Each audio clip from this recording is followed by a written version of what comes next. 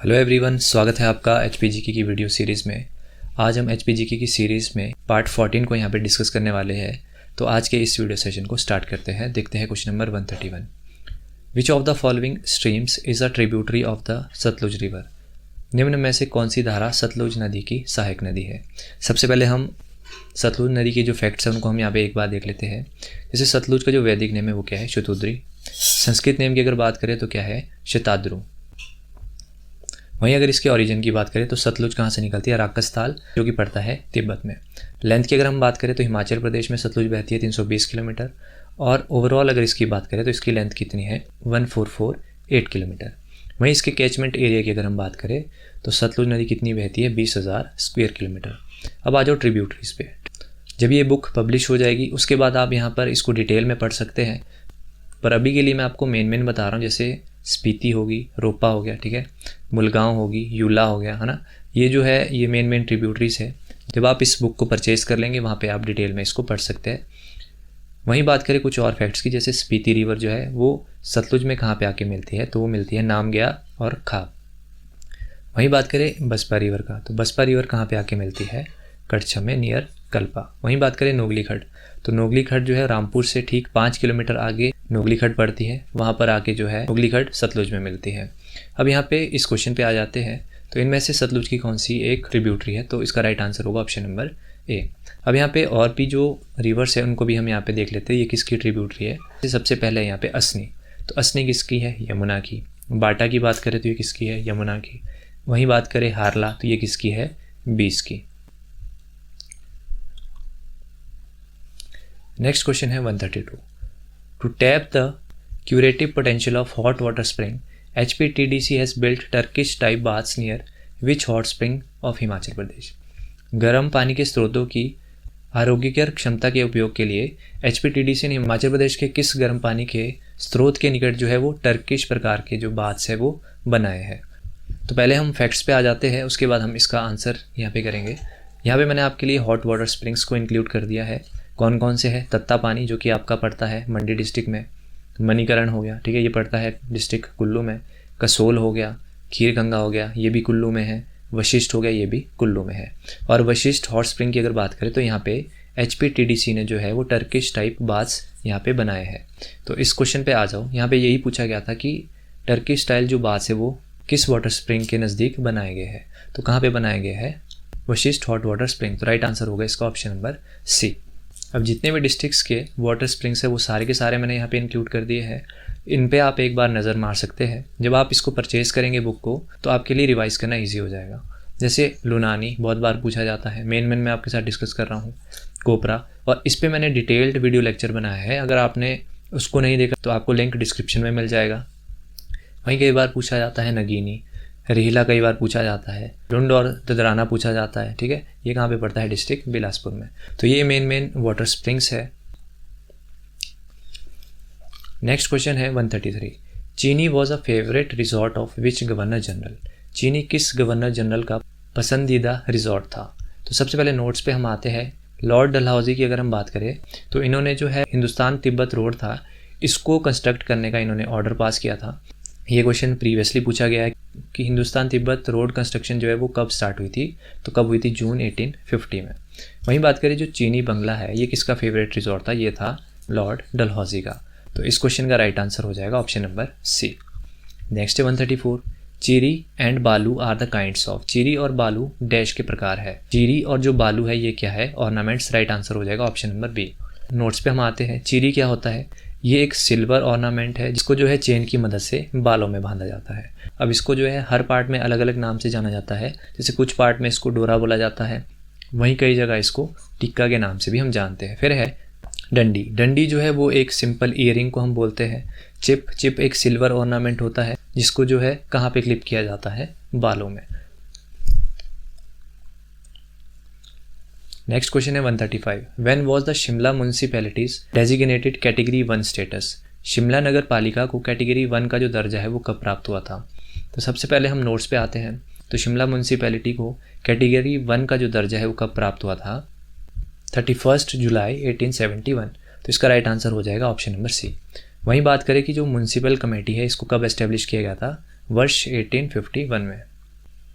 अब इससे रिलेटेड हमने एक और क्वेश्चन देखा था। क्वेश्चन क्या पूछा गया था कि किस वर्ष म्युनिसिपल कमेटी को म्युनिसिपल कॉरपोरेशन में चेंज किया गया था। तो वहाँ पर हमने देखा था 1968, तो वहाँ पर ऑप्शन में क्या था 1978।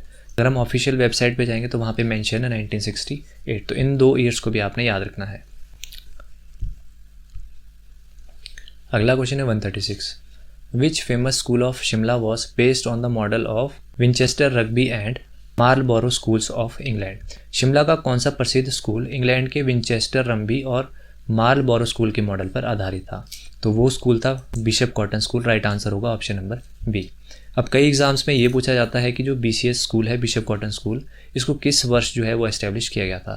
तो आपने ईयर याद रख लेना है। इसको किया गया था 1859 में।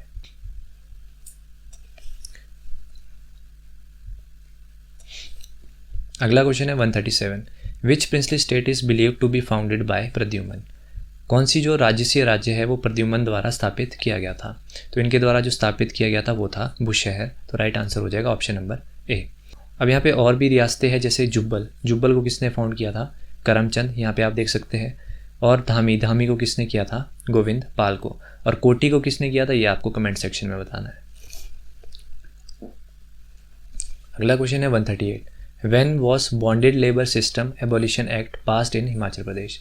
हिमाचल प्रदेश में बंधुआ श्रमिक प्रथा उन्मूलन अधिनियम जो है वो कब पारित हुआ था। बॉन्डेड लेबर एक्ट की अगर हम बात करें तो इसको जो पास करने वाले थे वो थे मिसिस इंदिरा गांधी। इन्होंने 1976 में जो है वो बॉन्डेड लेबर सिस्टम एक्ट जो है वो इन्होंने पास किया था। इसका राइट आंसर होगा ऑप्शन नंबर ए। अगला क्वेश्चन है 139। On the bank of which river is Suket fossil park. Suket जीवाश्म उद्यान किस नदी के किनारे स्थित है। लास्ट वीडियो लेक्चर में हमने देखा था कि क्वेश्चन पूछा गया था सुकेत फॉसिल पार्क कहाँ पे है। तो ये आपको कमेंट सेक्शन में बताना है। और इस क्वेश्चन में पूछा गया था कि सुकेती फॉसिल पार्क जो है वो किस नदी के किनारे स्थित है।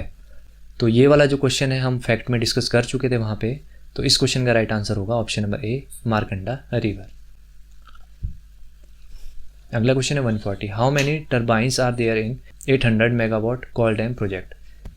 800 मेगावाट कोल बांध परियोजना में कितने टरबाइन है। तो कितने टरबाइन है उसमें? 4। अब कोल डैम के बारे में हम बहुत बार पढ़ चुके हैं। कितने मेगावाट का है? 800 मेगावाट का है। इसको किस कंट्री की सहायता से चलाया जा रहा है? रशिया। ये भी हम पढ़ चुके हैं, ठीक है। और इसकी एग्जीक्यूटिंग एजेंसी कौन सी है? NTPC। और ये प्रोजेक्ट किन डिस्ट्रिक्ट के बीच है? मंडी और बिलासपुर। तो ये सारे फैक्ट्स जो है आपने याद रख लेने हैं।